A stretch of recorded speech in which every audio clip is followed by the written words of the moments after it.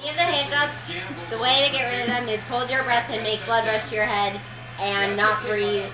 And it's really scientific. I'm not going to get into it. How much rotation do you have to do? You have to do like 370-degree rotation. Both 10 more degrees than a full rotation. That's the key. Both left and right, and you have to like this.